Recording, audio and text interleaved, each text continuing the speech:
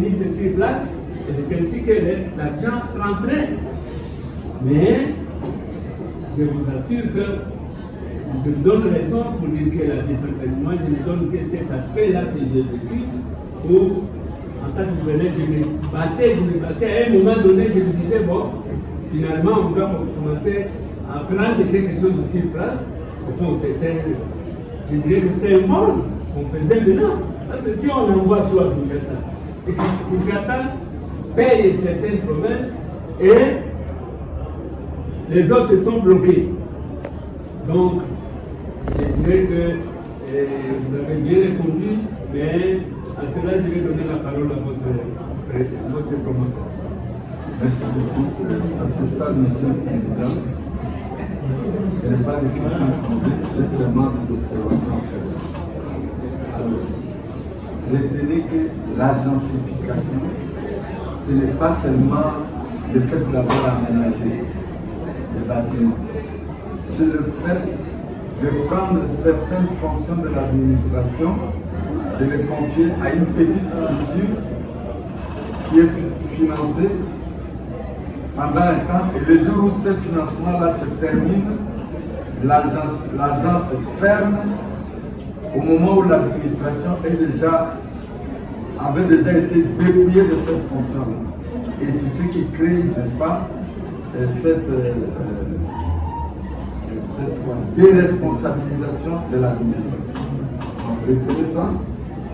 Et puis, je pense que sur la décentralisation, on vient de vous dire surtout par un nombre de terrains que la décentralisation est chaotique. Alors, quand vous demandez que déjà le peu qu'on a décentralisé est déjà dans le chaos, si vous demandez maintenant qu'on leur confie la gestion du personnel, n'est-ce pas, dans ces conditions, si Kinshasa n'envoie pas l'argent pour le payer, ce sera le chaos. Et au niveau des gouverneurs aussi, ils peuvent népotiser les recrutements, prendre leurs propres frères, etc. Et donc ça va créer des problèmes incroyables. L'ENA dont vous parlez aussi, l'ENA dans sa forme actuelle produit 60 lauréats par an. 60 lauréats par an pour un pays comme celui-ci, n'est-ce pas? Ce sera tout à fait utile. D'ailleurs, jusqu'aujourd'hui, on ne sent pas la présence des gens de l'ENA, non, parce qu'ils sont dispersés, ils sont dilués, n'est-ce pas, dans le mal, et ils s'habituent au mal, et donc 1000 oranges pourries, et vous amenez 2 oranges qui sont en bon état. Vous comprenez que les 2 oranges vont directement être contaminées. Alors, je pense que, et ça on dit là, n'est-ce pas, pour le travail futur, il faut repenser tout, n'est-ce pas? Du sommet à la base, il faut tout repenser. Il faut une nouvelle forme d'organisation politique pour que nous puissions rendre notre administration efficace. Alors, à ce stade, je n'ai pas de questions à poser. C'est bon? Merci beaucoup. Nous demandons de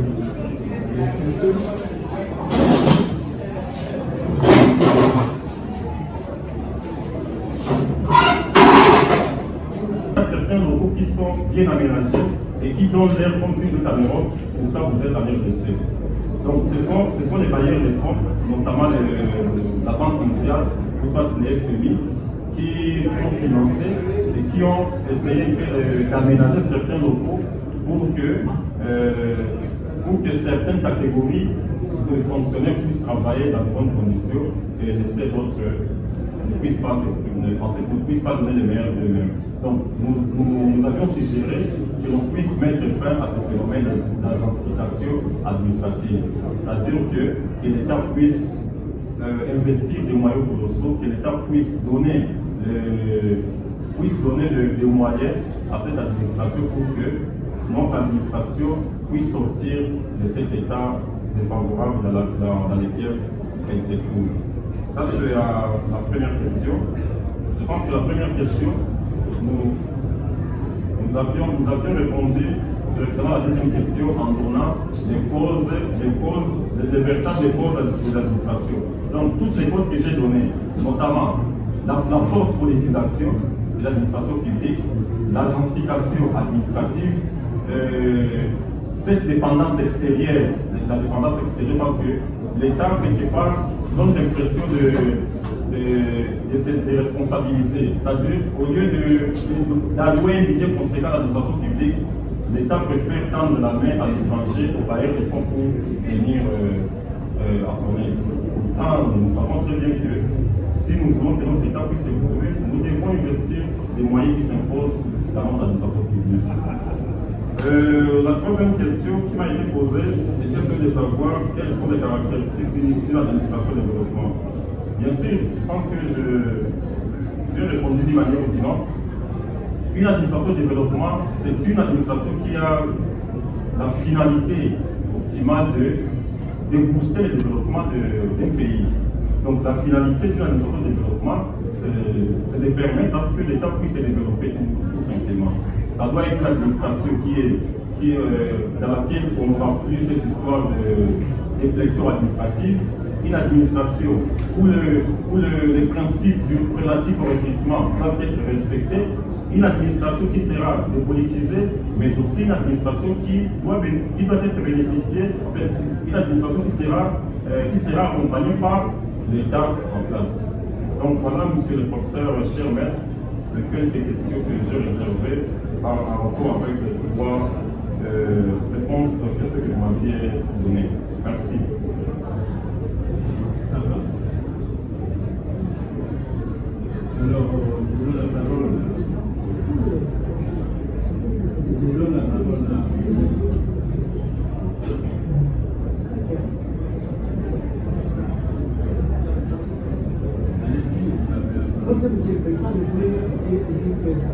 Non, maintenant, c'est votre tour. Oui, c'est mon tour. Oui. Non, je ne vais pas dans le même sens que vous. D'abord, c'est que j'ai admiré, c'est de respecter les consignes qu'on lui a données du début jusqu'à la fin. Comme je venez de le dire, moi, j'étais toujours à côté des amis d'Ardo et même de Pégam à venir ici. C'est pour ça que j'ai pris dans. Alors, vous n'êtes pas les trois mots, je vous ai dit, j'apprécie d'abord le contenu des questions que j'ai de poser et les réponses de notre écran que je vais vous donner. Ma seule question est simple. Monsieur Pouloum,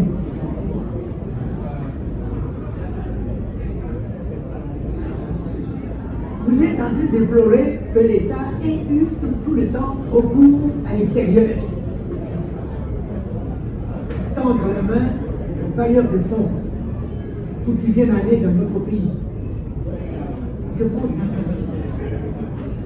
Qu'est-ce que l'État fait pour que nous ayons, si vous voulez, des meilleurs formateurs sur le plan de l'administration complète? Qu'est-ce que l'État fait réellement pour que nous ayons non seulement de l'argent, mais aussi des hommes qui doivent aider cette administration à être au service, aider cette administration à répondre aux aspirations les plus profondes de notre population, entre parenthèses, le développement n'est pas seulement la cité, Kinshasa, le développement n'est pas seulement, et tout comme la politique, tout comme le bien-être du peuple congolais, ne doit pas seulement se faire au niveau des administrations, c'est plutôt à l'intérieur, où il n'y a ni électricité, ni contrat. Vous avez saisi la question de ma question. Répondez. Merci beaucoup, cher professeur, cher maître. Non, dites maman, me peut dire que nous ne sommes pas ici comme professeurs, nous sommes des juges, si vous voulez, académiques. Donc, monsieur le membre du jury, c'est tout. Merci beaucoup, monsieur le membre du jury, pour la question. Qu'est-ce que l'État fait réellement pour faire sortir l'administration de cet abîme colossal dans lequel elle est plongée? Bon. État, c'est un État qui, je pense que on ne peut pas se voiler la face, c'est un État qui a des failles, comme mon maître le professeur Montmini avait dit. C'est un État, nous sommes dans un État bébé, un État qui ne répond pas ou soit qui ne satisfait pas pleinement l'intérêt général de sa population. Mais en dépit de cette bassesse de notre État, il y a quand même certaines propositions qu'il a proposées, notamment la création de l'École nationale d'administration, l'ENA. L'ENA a été créée, c'était pour venir rajeunir l'administration publique. Parce que nous nous sommes rendus compte que les personnels administratifs, ou soit les agents des caractéristiques publiques, c'était un personnel vieillissant. Où il fallait booster, il fallait donner du sang neuf pour qu'il y ait quand même un personnel qui puisse accommoder aux réalités du terrain. Notamment, nous avons l'avènement de la NTIC, la nouvelle technologie informatique. Quelqu'un qui a été engagé en 1960, alors qu'il était engagé, il ne savait pas manier l'outil informatique.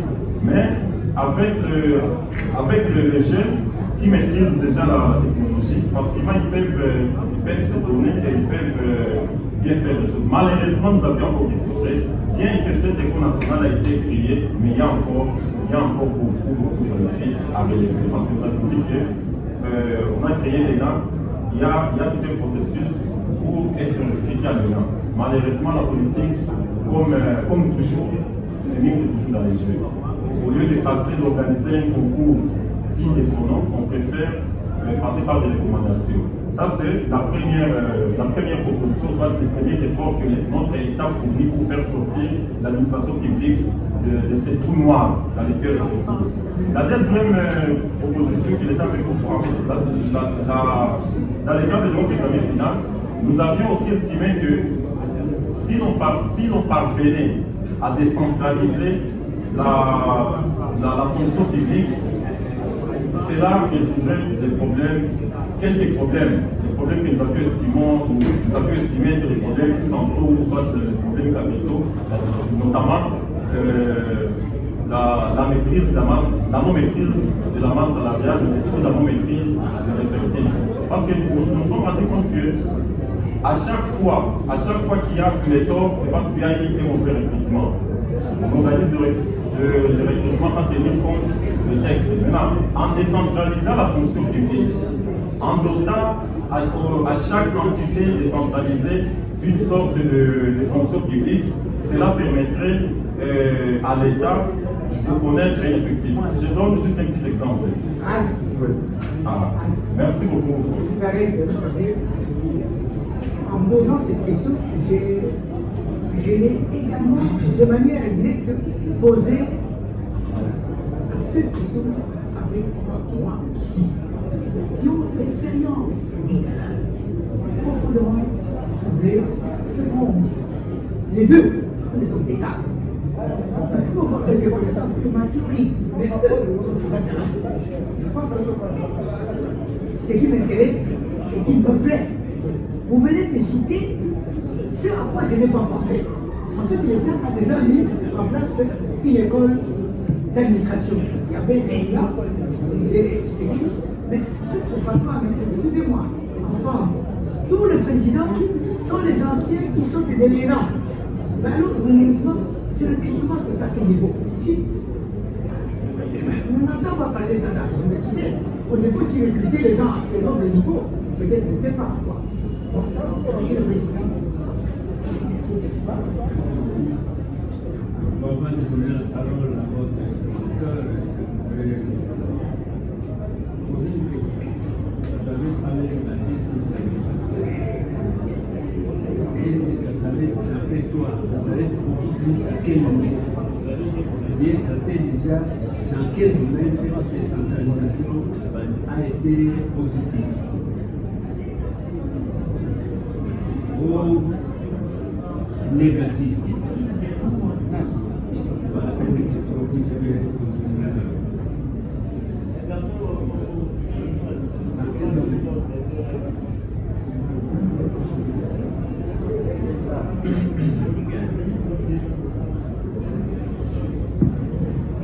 Merci beaucoup, monsieur le président du jury. Par rapport à la question sur le président, je dirais que la décentralisation, elle est freinée quasiment dans tous les domaines.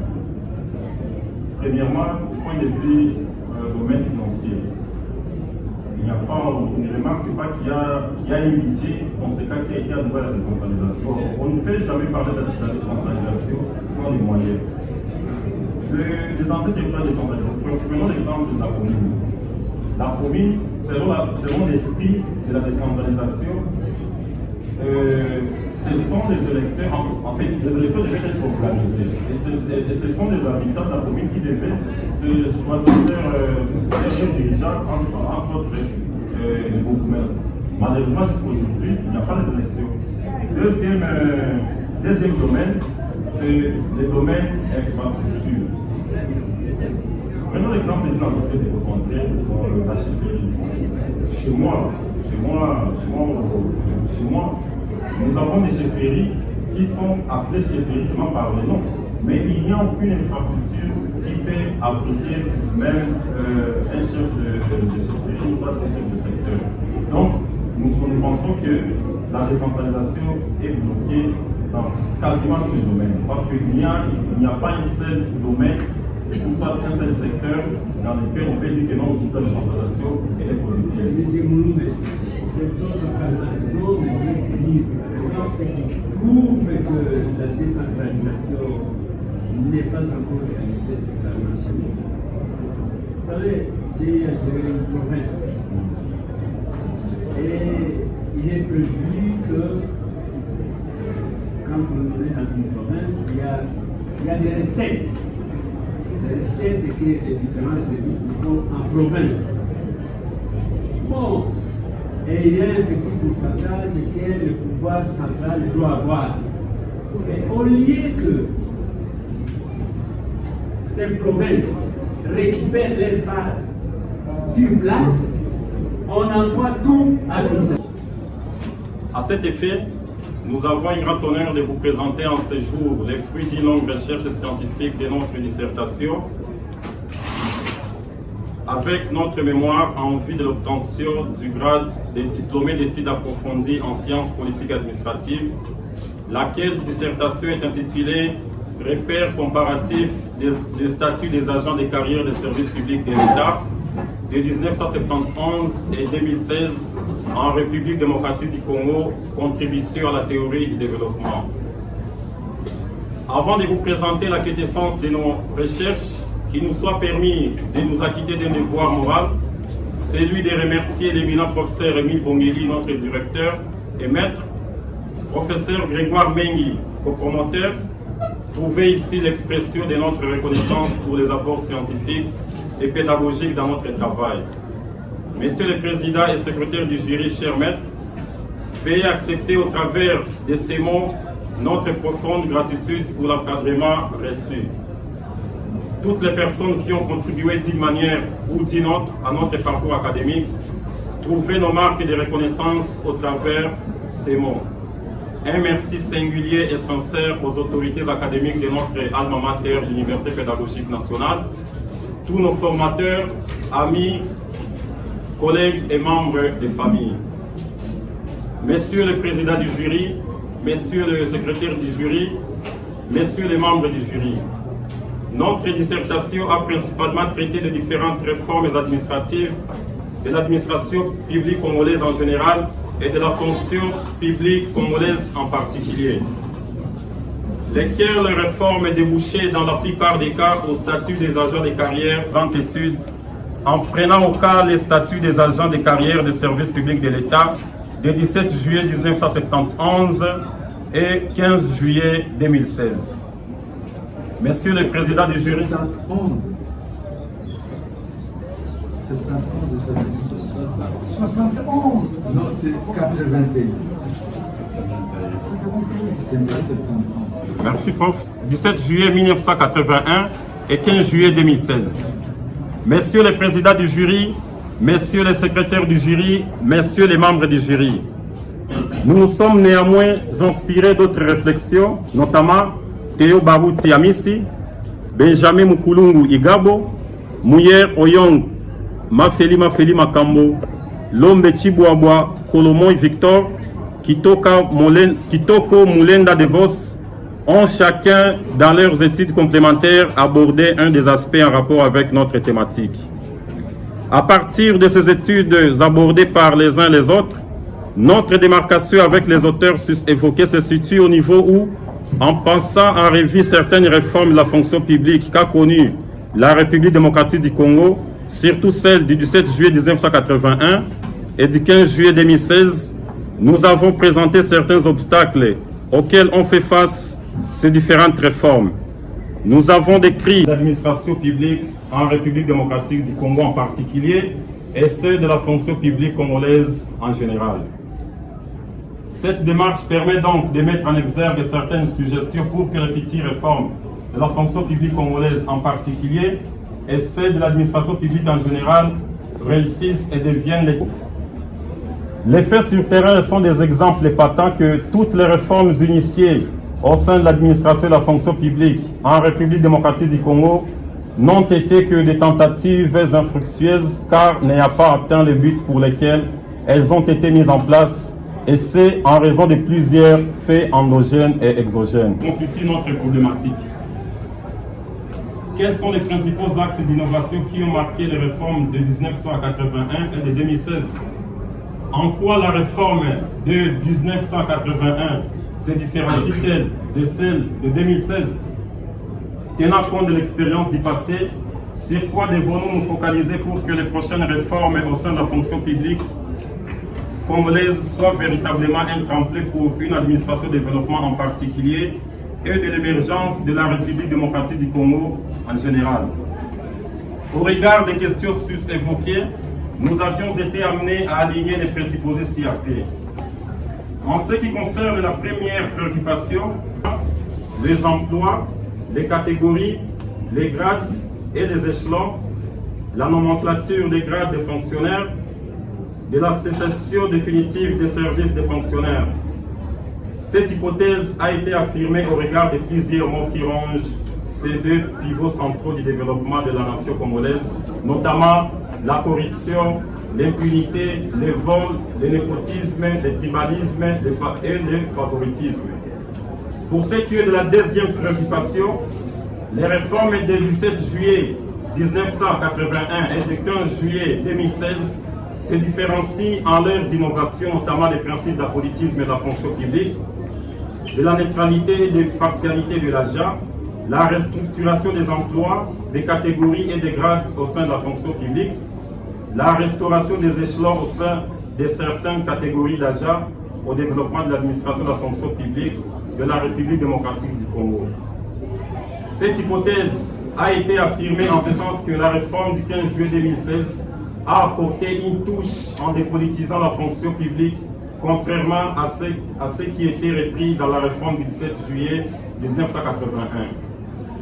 Concernant la troisième préoccupation, plusieurs obstacles étaient et restent à la base de l'échec des réformes de 1981 et 2016, notamment le manque de volonté politique, la lourdeur des procédures dans le décaissement des fonds, l'hyperpolitisation de la fonction publique, la dépendance extérieure et le phénomène dit d'agencification administrative, la non-maîtrise de la masse salariale et des effectifs, suite à une pléthore et à un effectif fictif, et l'inefficacité des organes de pilotage de la réforme. Cette hypothèse est aussi confirmée dans le sens où c'est la politique qui détermine la voie à suivre pour toute réforme. Malheureusement, en République démocratique du Congo, ce n'est toujours pas le cas. Ce sont les partenaires, notamment la Banque mondiale, les FMI, qui initient souvent les réformes et imposent leur modus operandi quant à cela. Pour ce qui est de la quatrième question, nous nous sommes rendus compte que la plupart des réformes initiées dans l'administration de la fonction publique en République démocratique du Congo n'avaient pas abouti aux résultats escomptés. Ainsi, nous devons tenir compte des éléments ayant été à la base d'échecs de toutes les réformes antérieures, notamment celles de 1965, de 1973, de 1981 et celle de 2016. Cette hypothèse est aussi confirmée dans la mesure où, pour que les prochaines réformes réussissent et deviennent un centre d'impulsion du développement, certaines conditions doivent être remises.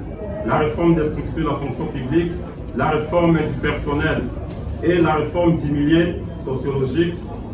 En sus de ces trois grands éléments, il faudra ajouter la volonté politique, la maîtrise de la masse salariale, la vulgarisation des lois relatives à la réforme et à ses usagers, la lutte contre la politisation de la fonction publique, mais aussi et surtout une applicabilité stricte et rigoureuse des statuts des agents de service public de l'État.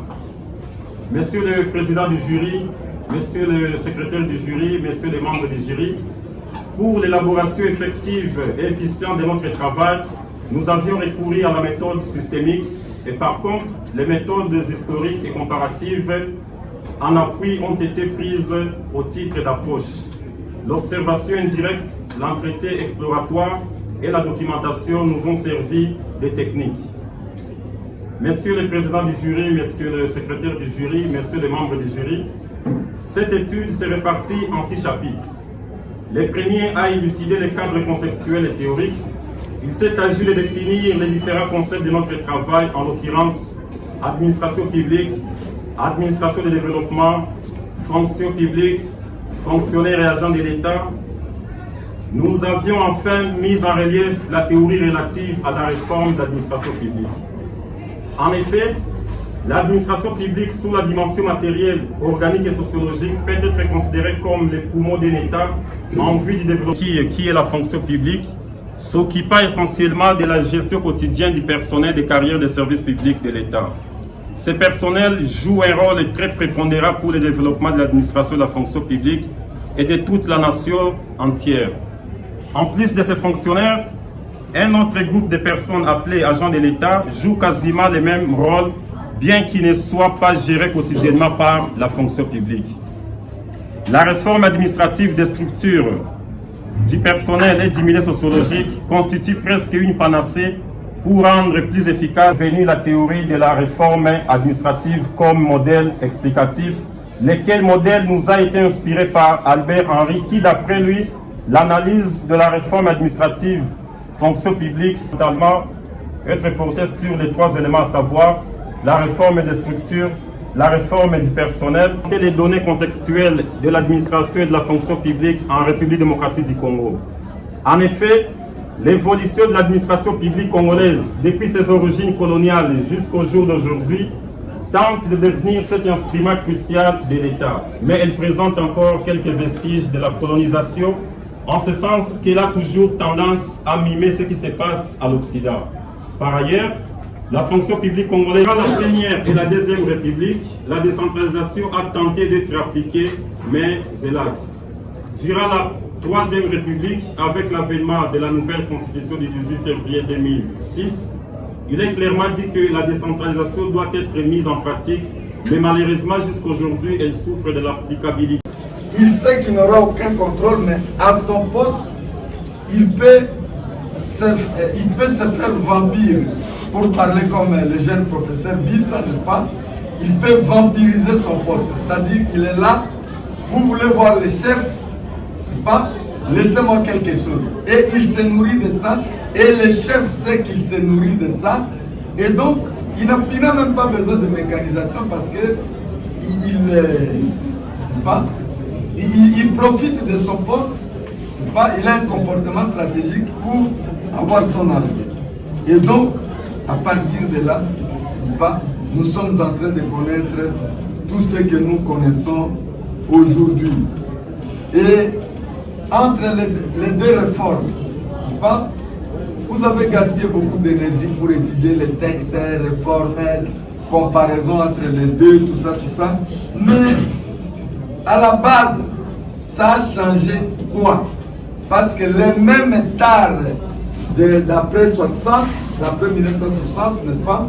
Nous continuons d'ailleurs, ça continue d'ailleurs à s'empirer aujourd'hui, n'est-ce pas? Plus que jamais. On a fait un examen de secrétaires généraux, on n'en a pas tenu compte et on a nommé les gens qui pouvaient faire des démarches, etc. etc. Et d'ailleurs, vous avez cité Moukoulou, qui est un ancien ministre de la fonction publique, Feu Barou, qui est aussi ancien ministre de la fonction publique. Tous ont décrit cette situation et il faut aussi noter, ça il faut noter pour la thèse, n'est-ce pas? Parce que vous devez faire une thèse lourde. Il faut noter la déresponsabilisation des hauts fonctionnaires. Le cabinet du ministre arrive, n'est-ce pas? Des gens qui vont partir, mais ils s'accaparent de tous les pouvoirs. Le directeur de cabinet, qui est un fonctionnaire, un mandataire passager, prend les fonctions du secrétaire général. Or, le secrétaire général a une fonction fixe, n'est-ce pas? C'est lui la mémoire de l'administration. Et donc, dans ces relations conflictuelles entre ministres et entre le cabinet ministériel et l'administration, il s'ensuit que l'État perd ses mains agissantes. C'est-à-dire, la politique conçoit, le pouvoir politique conçoit, et celui qui exécute, c'est le pouvoir technique de l'État qui est représenté donc par l'administration. Et quand vous avez défini l'administration, n'est-ce pas, vous avez pris des définitions dans les livres, n'est-ce pas? Mais clairement, la définition de l'administration, c'est les mains agissantes de l'État. L'État pense, donc l'État politique pense, conçoit, et les institutions administratives exécutent. Et lorsque vous avez une tête pleine et vous paralysez vous-même vos mains, n'est-ce pas? Vous comprenez que vous ne saurez même pas vous alimenter parce que c'est la main, n'est-ce pas? Et vous aurez vos mains là-bas, par terre, et vous vous faites alimenter par une autre main, n'est-ce pas? C'est pourquoi l'État congolais ressemble, comme l'avait dit, n'est-ce pas, celui que vous aimez appeler votre maître Bongeli, n'est-ce pas? Un État bébé, n'est-ce pas? Nourri par les autres, habillé par les autres. Et ses propres forces, il les laisse, il les paralyse. Et c'est ça qui se passe dans notre pays. Alors, quand on parle aussi de décentralisation, il faut faire attention. La décentralisation à ce stade a été chaotique, n'est-ce pas? Le prof Kabongo, n'est-ce pas? Il le dit ici, l'auteur il a écrit, n'est-ce pas? Etc. Il avait même intitulé son livre de décentralisation chaotique, n'est-ce pas? Alors, j'aimerais discuter un peu avec les spécialistes, dont mon collègue Kabongo. Tout le monde réclame, vous l'avez dit ici, les élections municipales, locales, je ne sais pas comment vous appelez ça. Déjà, avec nos députés, nous avons des problèmes sérieux, n'est-ce pas? Au niveau des provinces, c'est le désordre le plus total. Et maintenant, vous voulez ajouter où on aura des honorables et des excellences au niveau du village. N'est-ce pas? Quel trouble. Donc, il faut que vous puissiez penser à ça. N'est-ce pas? L'ENA aussi, n'est-ce pas? L'ENA, c'est devenu un mythe. On a créé l'ENA parce qu'il y a l'ENA en France. On vient d'ailleurs de supprimer en France. On dit que l'ENA va rajeunir l'administration. Ils produisent moins de 100 diplômés, moins de 100, je ne sais pas comment on les appelle, lauréats par an. Et pour un grand pays comme celui-ci, n'est-ce pas, ce n'est même pas du saupoudrage, c'est vraiment les gouttes d'eau. Vous prenez une goutte d'eau pure, vous le jetez dans la rivière Kalamu, n'est-ce pas? Je doute fort que ça puisse rendre la rivière de Kalamu potable, n'est-ce pas? Donc, tout ça, et en conclusion, le sujet que je souhaite que vous puissiez travailler, n'est-ce pas, au niveau de votre thèse, c'est bien sûr ce que vous avez voulu faire ici. Il faut une nouvelle administration. Mais il faut une nouvelle administration. Dans quel état? Parce que cet état est toujours, n'est-ce pas, une continuation de l'état colonial. Par conséquent, n'est-ce pas, il faut repenser l'état il faut une nouvelle organisation de l'État et un nouvel État va impliquer une vision nouvelle et donc une administration nouvelle. Monsieur le Président, je suis très fier de mon élève. Tellement fier que je trouve que si je lui pose une question, je vais salir ma... Messieurs les promoteurs, vous avez soulevé un problème qui m'a beaucoup touché, parce qu'il n'y a pas longtemps, j'étais avec certains de nos collègues qui sont à l'extérieur, qui nous ont téléphoné, ce sont les ambassadeurs. Ils ont constaté que tel ministre est descendu avec tel conseiller et il est allé signer les accords. Or, ailleurs, aucun pourparler ne peuvent se faire en dehors du ministère des Affaires étrangères. Et c'est du ministère technique, avant qu'ils ne partent à l'extérieur pour signer un accord, ils doivent venir, ça doit se discuter par les spécialistes, par les experts et chapeauté par les ministères des Affaires étrangères. Et c'est qu'on constate maintenant. Tel ministre, avec son conseiller, ils partent, ils signent.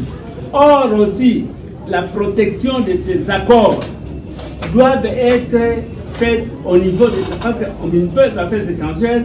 Il y a même des malles qui sont fermées parce que ce sont des accords qu'on ne doit pas, que tout le monde ne doit pas accéder à cela.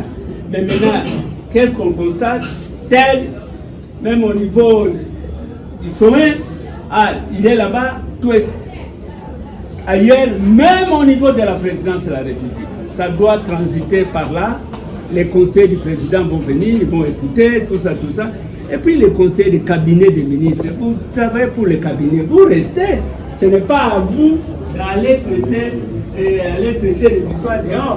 En fait, je ne parle que d'un cas que je suis en train de vivre et de plaintes des autres.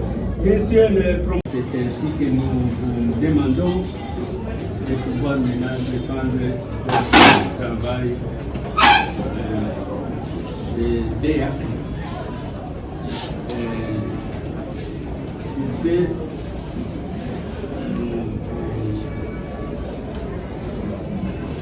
nous donnons 30 minutes pour cette défense et après qui sera examiné. Deuxième préoccupation, les réformes du 17 juillet 1981 et du 15 juillet 2016 se différencient en leurs innovations, notamment les principes d'apolitisme et de la fonction publique, de la neutralité et de l'impartialité de l'agent, la restructuration des emplois, des catégories et des grades au sein de la fonction publique, la restauration des échelons au sein de certaines catégories d'agents au développement de l'administration de la fonction publique de la République démocratique du Congo. Cette hypothèse a été affirmée en ce sens que la réforme du 15 juillet 2016 a apporté une touche en dépolitisant la fonction publique, contrairement à ce qui était repris dans la réforme du 17. Nous devons tenir compte des éléments ayant été à la base des chefs de toutes les réformes antérieures, notamment celles de 1965, de 1973, de 1981 et celle de 2016. Cette hypothèse est aussi confirmée dans la mesure où, pour que les prochaines réformes réussissent et deviennent un centre d'impulsion de l'action effective et efficiente de notre travail, nous avions recouru à la méthode systémique et par contre, les méthodes historiques et comparatives en appui ont été prises au titre d'approche. L'observation indirecte, l'entretien exploratoire et la documentation nous ont servi des techniques. Messieurs les présidents, à la recherche de la perfection et nous le resterons. Nous comptons nous appuyer sur vos intelligences car les chemins restent longs et périlleux. Je vous remercie.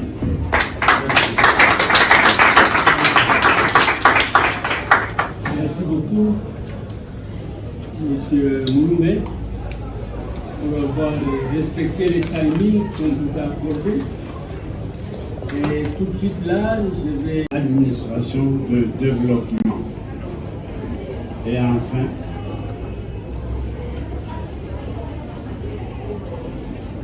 pourquoi la décentralisation des entités territoriales décentralisées en est, je réponds, pourquoi la décentralisation des entités territoriales décentralisées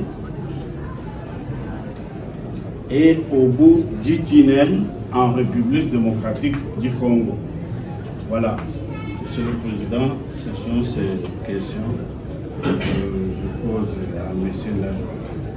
Oh, Monsieur Lajoie, vous avez la parole, mais soyez bref. Soyez bref. Pas être tellement... Nous avons votre occupation, allez-y. La première question qui nous a été posée était de savoir quel est le sort de l'administration publique congolaise. Ici, monsieur le professeur, il vient de souligner que dans tous les pays du monde, l'administration est considérée comme la cheville ouvrière pour tout État qui veut le développement. Malheureusement, chez nous en RDC, ce n'est pas le cas parce que cette cheville ouvrière qui demande assez de moyens, qui demande assez d'investissements de la part de l'État, se trouve dans un état déplorable et dans un état délétère, se trouve dans des conditions défavorables et très très avancées. Voilà pourquoi est-ce que dans la présente réflexion, nous avions mis en exergue en termes de suggestions certaines propositions. Notamment, nous avions suggéré à ce que pour que cette administration publique congolaise sorte de cet abîme, de ce trou abyssal dans lequel elle se trouve, nous devons la dépolitiser.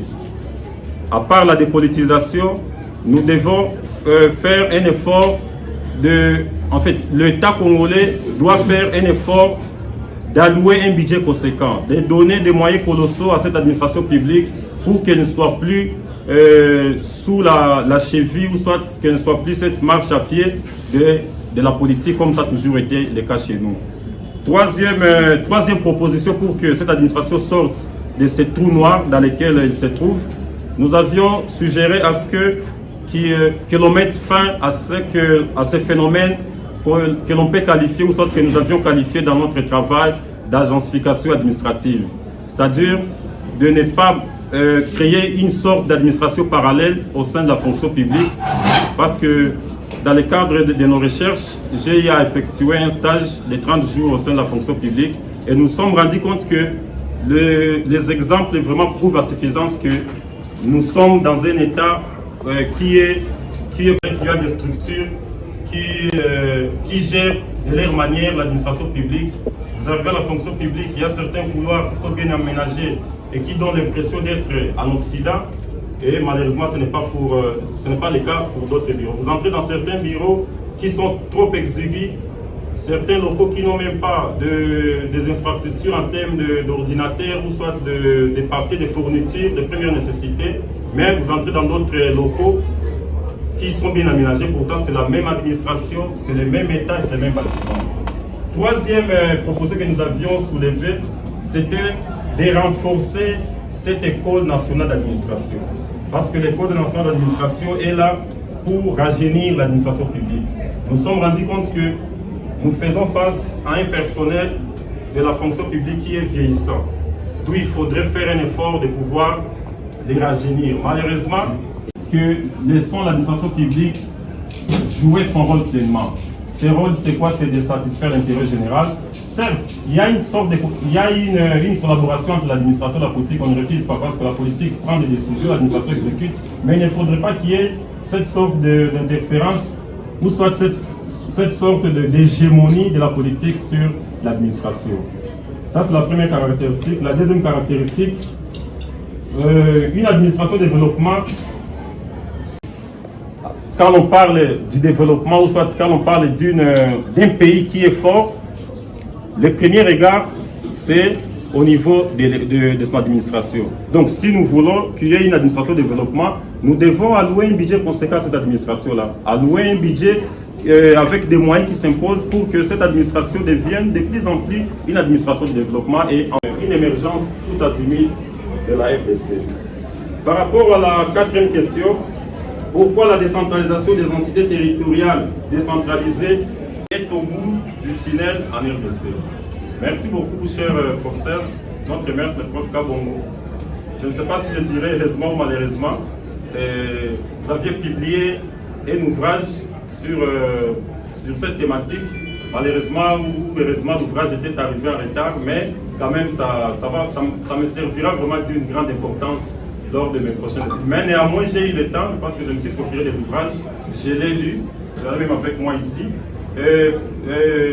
J'ai apprécié la manière dont vous aviez abordé, parce que vous avez dit que la décentralisation des entités territoriales en RDC sont une sorte, en fait, toutes ces entités-là constituent une sorte d'appendice de la démocratie participative. Ça, je l'ai lu et j'ai vraiment apprécié la manière par laquelle vous êtes passé par là. En tout cas, c'est vraiment un honneur pour moi parce qu'il me sera d'une importance capitale lors de mes prochaines travaux. Mais néanmoins, quand même, j'ai eu à identifier certaines, si je dirais, certaines causes qui sont à la base de la non-effectivité de la décentralisation en RDC. Je parlerai de manque de moyens financiers, parce qu'on ne peut jamais parler de la décentralisation sans des moyens financiers.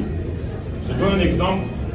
Dans une entité territoriale décentralisée, dans ma chefferie, dans ma province, vous arrivez dans la chefferie, vous n'avez même pas une infrastructure qui peut abriter les chefs de chefferie. Alors qu'on est appelé à faire quoi? À élire un chef de chefferie, on est appelé à avoir des moyens. Vous n'avez même pas une route à terre battue. Donc pour vous rendre dans votre bureau de chefferie, vous devez escalader des montagnes, monter sur des arbres pour y arriver. Donc ça c'est vraiment une véritable cause qui gangrène la non-effectivité de la démocratie. Deuxième cause, nous avons la non-organisation des élections. Parce que comme nous le savons tous, pour qu'il y ait une décentralisation des entités territoriales décentralisées, il faut qu'il y ait des élections. Et c'est depuis la constitution du 18 février 2006 qu'on avait institué la décentralisation. Mais malheureusement, depuis 2006 jusqu'à aujourd'hui, il y a toujours des élections qui sont organisées, malheureusement sans faire recours à l'organisation des élections locales, urbaines et municipales. Alors que c'est au travers de ces élections que l'on parlera de l'effectivité de la décentralisation. Je donne un exemple d'une entité, la commune. Jusqu'aujourd'hui, les bourgmestres des communes continuent à être nommés. Alors que selon l'esprit de la décentralisation, les bourgmestres doivent être élus par la population. Donc ça c'est, il y a plusieurs causes, mais je pense que ce sont des causes cruciales, des causes cardinales qui constituent les freins de la décentralisation en RDC. Merci. Ok. Une question. Je l'avais déjà dit au départ. Je crois que le travail est bien fait et la façon dont vous êtes mis à expliquer les questions. Je remets la parole au président. Merci beaucoup, monsieur le secrétaire du jury. J'avais parlé avant vos promoteurs qui a évoqué toutes sortes de causes, parce qu'il a parlé des causes qui font que notre administration soit vraiment par terre. Je parle un peu en termes. Vous avez évoqué beaucoup de causes, mais il y a une cause qui m'a intéressé, c'est du terrain de l'heure. Et quand on dit, vous avez dit les causes, surtout en évoquant les différentes réalités du terrain, alors là je pose la question, si on connaît ces réalités et qu'on se retrouve, et vous qualifions que notre administration est pleine d'argent. Où on avait assisté parce que le premier statut royal qui a été publié en 1959, il était clairement dit que pour accéder à certaines fonctions, ou soit pour avoir certains grades, il fallait être des pairs avec les colons de l'époque, c'est-à-dire la Belgique. C'est-à-dire que avant un noir pour occuper une fonction, par exemple, de commandement, c'était vraiment difficile. Il fallait que les Belges soient là. Donc les recrutements n'étaient pas respectés depuis l'époque coloniale. Mais malheureusement, cela continue jusqu'à aujourd'hui.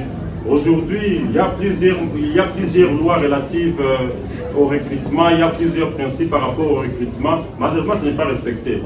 D'où vous remarquerez quelqu'un qui n'a jamais fait d'autres universités, comme je le disais tout à l'heure, et ou soit quelqu'un qui vient fraîchement de l'université et qui est nommé à un poste de haut commandement. Donc ça, c'est au rapport qu'il y a entre l'administration et la politique. Comme je le disais tantôt, c'est vrai, l'administration prend des décisions, la politique prend des décisions, l'administration exécute, mais depuis l'époque coloniale, il y avait toujours ces gouvernements colons, soit ces gouvernements belges, qui disaient tout, soit qui donnaient toutes sortes d'injonctions à la Président, je serai très bref. Vous venez de faire observer une chose. Je m'en souviens qu'en 1957, je suis parti avec mon père, avec un agronome qui s'appelait Jean-Marie. Alors, quand je suis arrivé, il s'appelait Jean-Marie. Ils sont partis en forêt, les champs. Avant de répondre, de poser une question, il faut observer quelque chose. En dehors, c'est comme vous avez dit. Vous dites qu'à la colonisation, le recrutement, disons, l'ascension promotionnelle n'était pas respectée. Non. Dit tout simplement, c'est parce que nous, les Noirs, étions ségrégationnés. C'est bien que se parler de l'apartheid belge au Congo, là, je comprendrais. Mais eux-mêmes, pour monter dans les échelons, ils suivaient pas à pas la capacité à chaque individu, à chaque administratif à faire tel travail. Ça, même quand vous avez des docteurs qui sont licenciés en droit de Louvain, eh bien, ceux qui étaient censés venir servir la Belgique en colonie, messieurs, vous me regardez, ceux qui étaient appelés à venir gérer le Congo, à administrer le Congo, étaient obligés de passer à l'école coloniale Anvers. Ça, c'est très important. Et j'ai visité cette école. Là, non. C'est pour nous, les Noirs, non. En tout cas, nous n'étions pas dans la politique de nous donner le grade, par exemple, d'administrateur. Je vous dis, parce que moi, pour tous les autres, je vois en train de devenir député, sénateur, pour dire n'importe quoi. D'abord, pour être sénateur, je m'excuse. Est-ce que vous savez ce que veut bien, ou ce que veut bien la population de la chefferie de Walungu, c'est Kabare? Est-ce que vous savez quelles sont leurs premières aspirations? Est-ce que vous connaissez les aspirations de Watambolo? Hein? Donc c'est dommage. C'est très dommage. Bon, ça, passons. Mes chers amis, soyez rassurés. Soyez rassurés que nous ne faisons pas de la complaisance quand je dis je n'ai pas de questions à poser. C'est tout à fait normal. S'il est interdit qu'on ne peut nullement, voire 2 fois, il est absolument interdit de jeter l'enfant à qui on a donné naissance. Sauf quand réellement l'enfant commet trop de crimes publiquement, qu'on mette devant vous, vous se dites, mais que dois-je encore faire? Ne le tuez pas, mais mettez-le en prison pour qu'il soit rééduqué.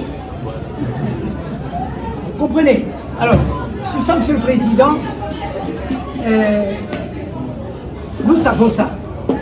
J'ai pratiquement dit la même chose. J'étais co-directeur de mémoire de l'EA en sciences politiques avec le professeur Bola à l'UNIKIN.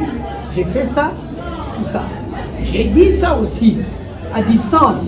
J'étais membre du jury en 2018 de doctorat à Louvain, moi, membre du jury. Et je l'ai dit.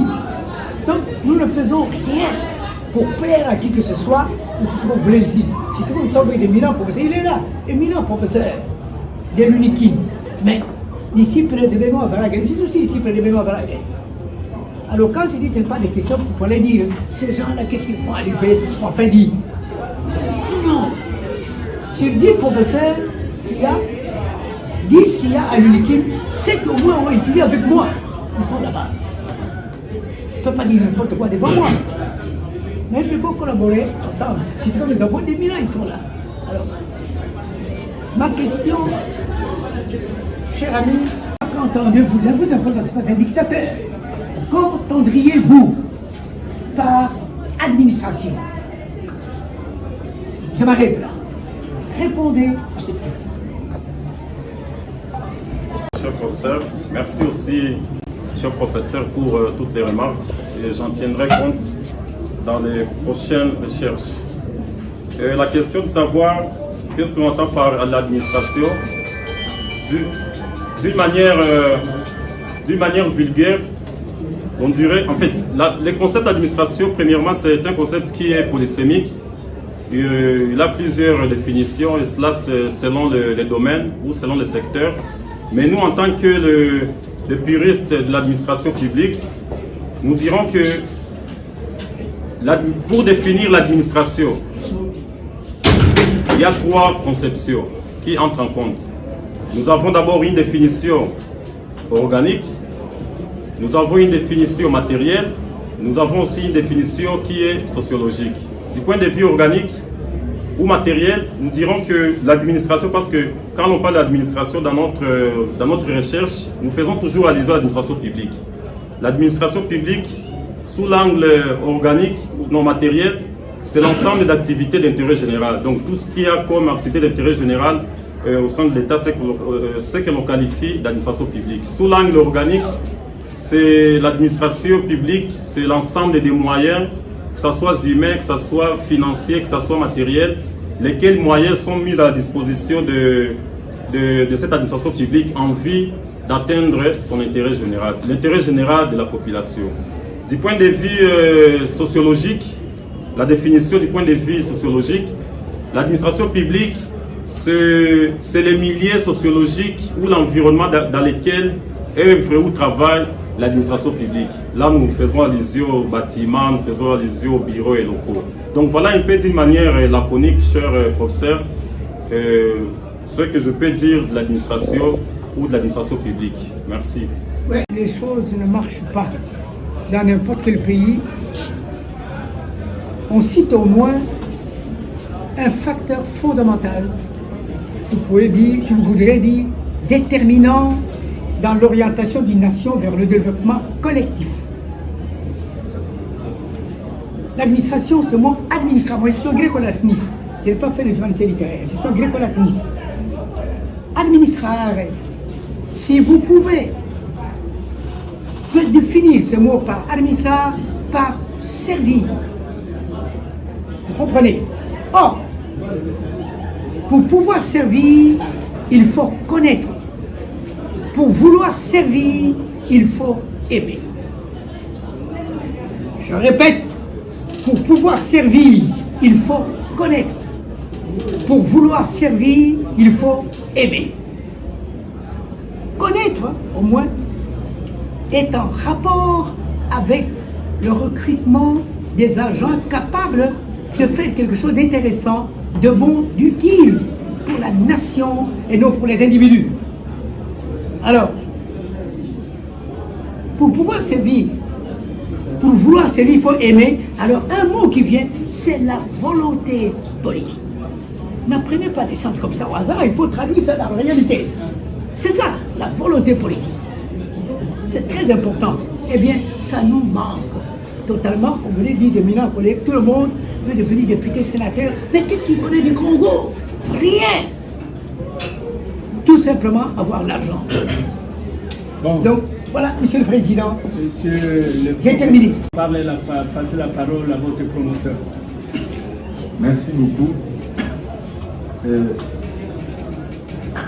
promoteur a dit qu'il n'avait pas de questions à poser et il a justifié pourquoi. Malheureusement, il a quand même posé des questions. Alors, moi, je me mets sur sa ligne, n'est-ce pas?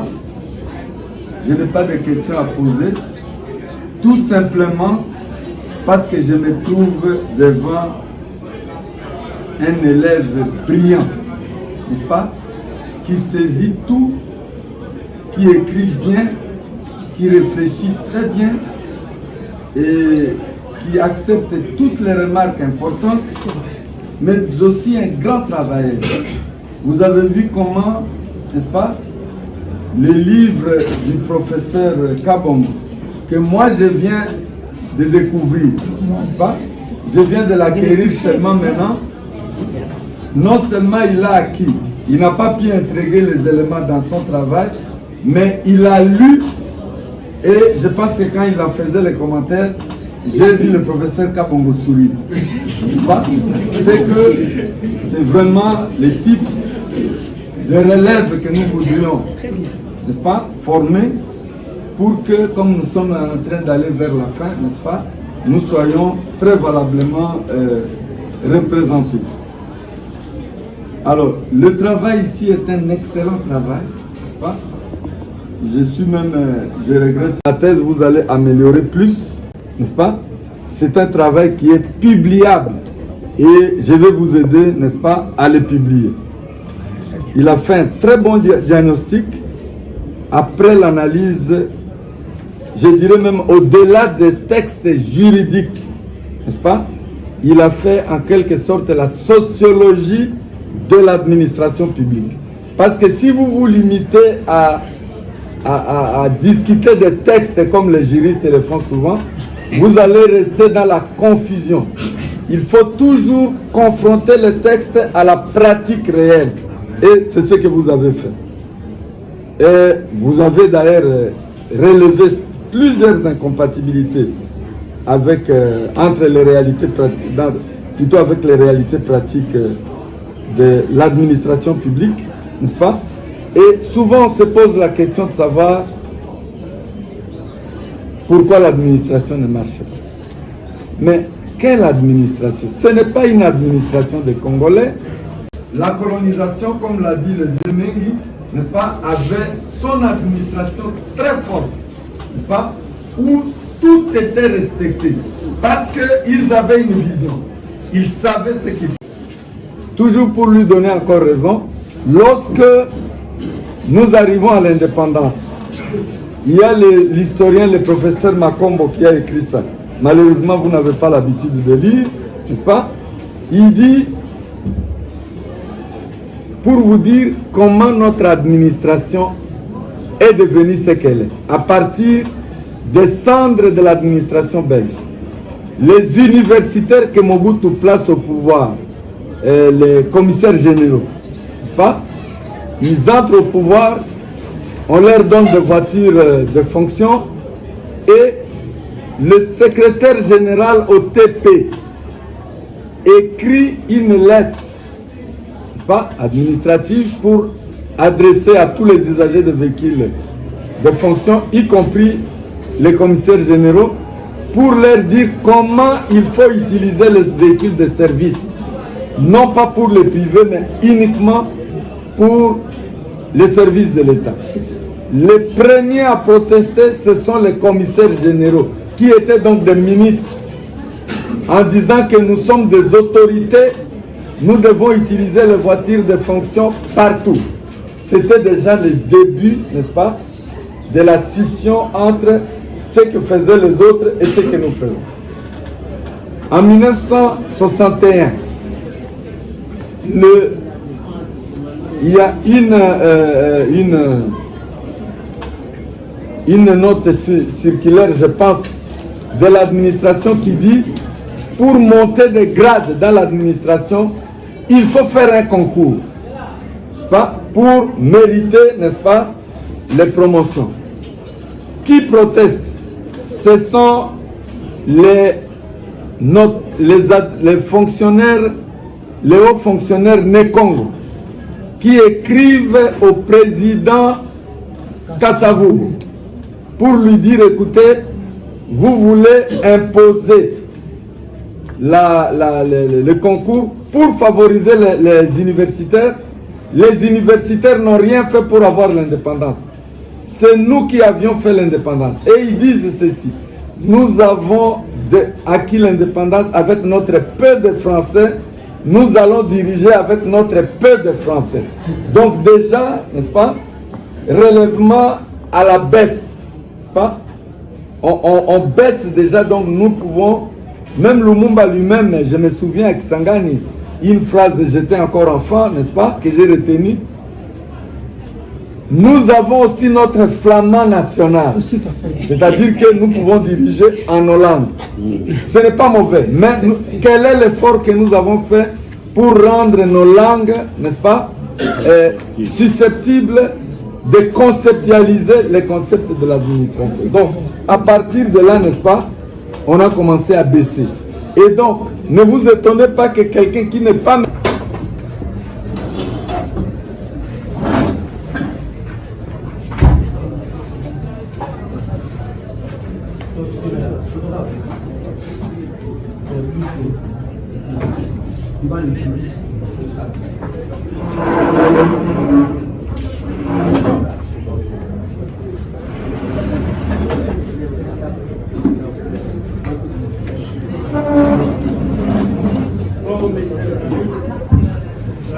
Cette cérémonie,